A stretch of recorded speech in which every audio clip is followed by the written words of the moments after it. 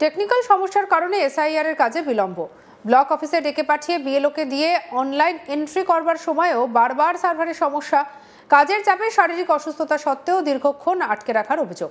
অসুস্থ হয়ে বাড়ি ফিরে কাজের চাপে হাউমাউ করে কেঁদে ভাসালেন বিএলও। আর সেই ভিডিও ভাইরাল হলো সোশ্যাল মিডিয়ায়। অনিমেষ সন্ধানের নামে এক ব্যক্তি ফেসবুক প্রোফাইল থেকে এই ভিডিওটি ভাইরাল করেছে। দেখুন ছবি।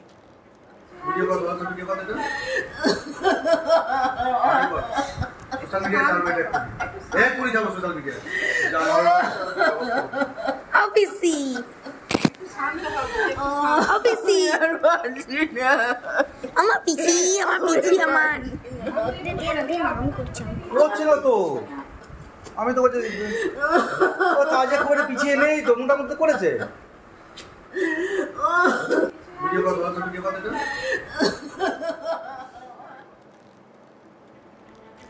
হুগলির পান্ডুয়া ব্লকের বাটিকা বৈচি গ্রাম পঞ্চায়েতের পশ্চিমপাড়া এলাকার স্কুল শিক্ষিকা সুমিতা মুখার্জি বিএলও হিসেবে স্থানীয় পঞ্চায়েতের 41 নম্বর বুথে কাজ করছেন।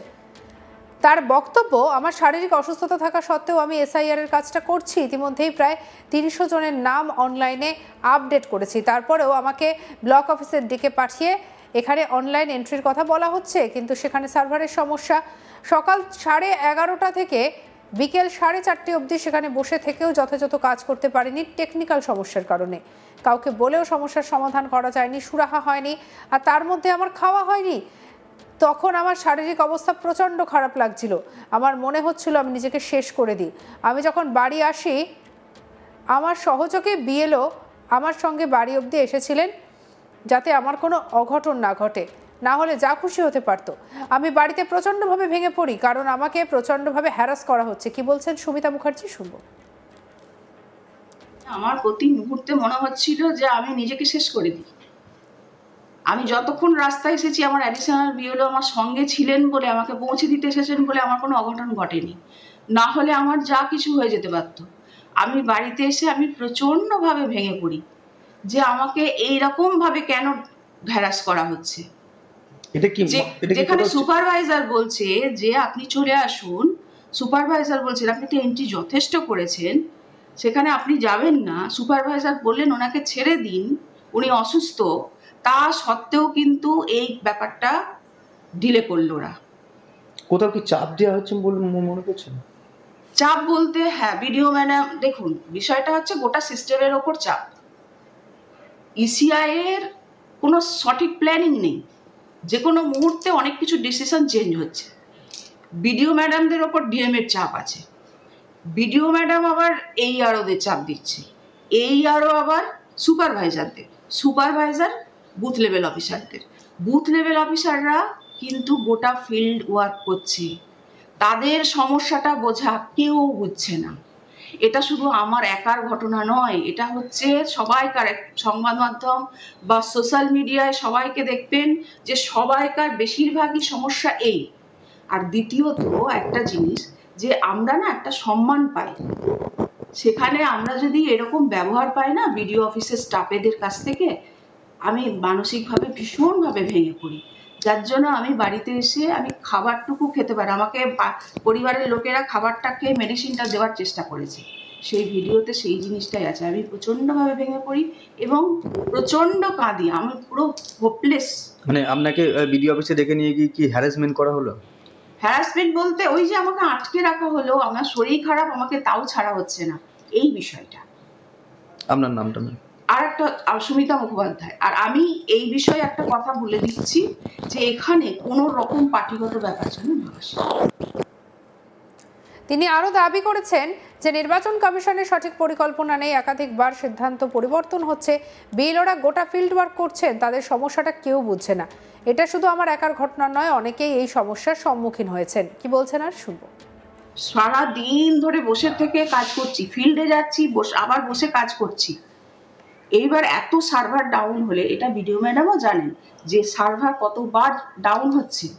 তা যাই হোক, ওখানে এবার কর্তব্য পালনে বা ডেকেছেন বলে অবশ্যই গেলাম, কারণ অমান্য করতে পারি না। তা এইআরও স্যার আমাকে বলে বোঝালেন যে আপনি আসুন, আপনার কোনো সমস্যা হবে না, আপনি আপনার যে অসুবিধাগুলো জানাচ্ছেন সেগুলো আমাদের টেকনিশিয়ানরা এই করে দেবেন, তাই করে দেবেন ইত্যাদি এসব বললেন। বলে আপনাকে আসতেই হবে। ঠিক আছে গেলাম। যাওয়ার পর আমি গিয়ে ওখানে বললাম, যারা ছিলেন একজনকে বললাম, আমি নাম জানি না, তিনি ট্রেনিং দিচ্ছিলেন তাদের, তখন সব মানে বিএলওরা গিয়ে কিন্তু পৌঁছায়নি। যাই হোক, আমি গিয়ে বললাম, দেখুন আমাকে কেন ডেকেছেন, আমি তো এন্ট্রি করতে পেরেছি, আমার তো কোনো টেকনিক্যাল সাপোর্টের প্রয়োজন নেই, আমার কাজটা ডিলে হয়েছে এই কারণে আমি অ্যাডিশনাল বিএলও পরে পেয়েছি আপনাদের টেকনিক্যাল ফল্টের জন্য। একজনকে অ্যাপয়েন্টমেন্ট দিয়েছিলেন, সে ক্যান্সেল হলো, তারপর আবার একজনকে অ্যাপয়েন্টমেন্ট দিলেন, তবে সে জয়েন করলো। আমার বুথে ভোটার 1300-র ওপর, তো আমার কাজটা তো এখন ডিলে হচ্ছে ওই জন্য। তা এবার আবার রানিং হয়ে যাবে, আমি তো এন্ট্রি করতে পারছি না তা নয়। তো বললো না, আপনার এন্ট্রি কম আছে, ওই জন্য আপনাকে ডাকা হয়েছে, আপনি এখানে বসে সব করবেন, ঠিক আছে, এই রকম করে আমাকে জবাব দেওয়া হলো। তো আমি বসে এন্ট্রি করলাম ওখানে, সেই আমি আমার অ্যাডিশনাল বিএলও এন্ট্রি করছি, তো করতে করতে সেই একই প্রবলেম ঘুরছে, সার্ভার ডাউন। টেকনিশিয়ানদের বারবার দেখাচ্ছি, তারা বলছে সার্ভার ডাউন, কিছু করতে পারছে না, বারবার দেখছে আবার। কিন্তু আমার বিডিও অফিসের কোনো টেকনিশিয়ানের প্রয়োজন হয়নি এন্ট্রি করার জন্য। সেক্ষেত্রে আমার মনে হয়েছে আমি কেন এখানে বসে থাকবো, আমার তো ডিস্টার্ব হচ্ছে, ডিকটেশন করছে আমার অ্যাডিশনাল বিএলও, তাতে আমার শুনতে অসুবিধা হচ্ছে, তাহলে সেখানে আমি কেন কাজটা করব? ঠিক আছে, স্যার এদিকে আস। দিয়ে তা সত্ত্বেও এবার ওইখানে বসিয়ে রাখে, এবার কি সময় গড়িয়ে যায়, খাওয়া নেই, এবার আমার সুগার ফল করে, কারণ আমার খিদে পাওয়ার পরে কিন্তু সুগার ফল করে। আর একটা যেটা হয়, আমার যদি অতিরিক্ত চাপ হয় আমার প্যানিক অ্যাটাক আসে।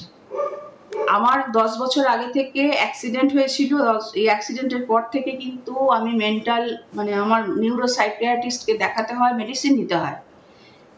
এত কিছু মেডিসিন নেওয়ার পরও কিন্তু আমি এই কাজ থেকে অব্যাহতি চাইনি, আমি কাজটা করার চেষ্টা করেছি, ঠিক আছে। তা সত্ত্বেও আমাকে ওখানে বসে যখন রাখা হয়, আমার যখন শরীর খারাপ লাগছে, তখন আমি বারবার ফোন করছি এই আরও স্যারকে, তিনি বলছেন আমি কিছু জানি না, টেকনিশিয়ানদের বলুন। টেকনিশিয়ানদের বারবার বলা হচ্ছে, বলছে আমরা তো কিছু জানি না, ওকে বলুন, দর্পনারায়ণকে বলুন।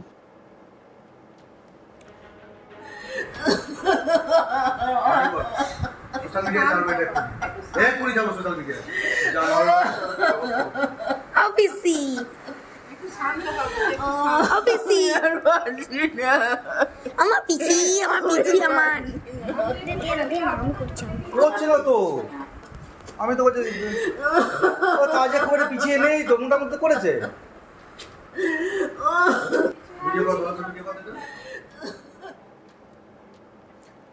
সঙ্গে রাখুন আজ তাক বাংলাকে অন্যান্য খবরের জন্য। লাইক, কমেন্ট, শেয়ার, সাবস্ক্রাইব করতে ভুলবেন না।